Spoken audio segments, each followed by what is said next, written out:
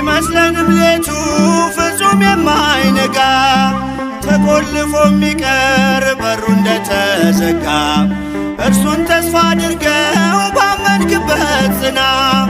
ቀናለው እግዚአብሔር ያደርግሃል ቀና፣ ቀናለው እግዚአብሔር ያደርግሃል ቀና።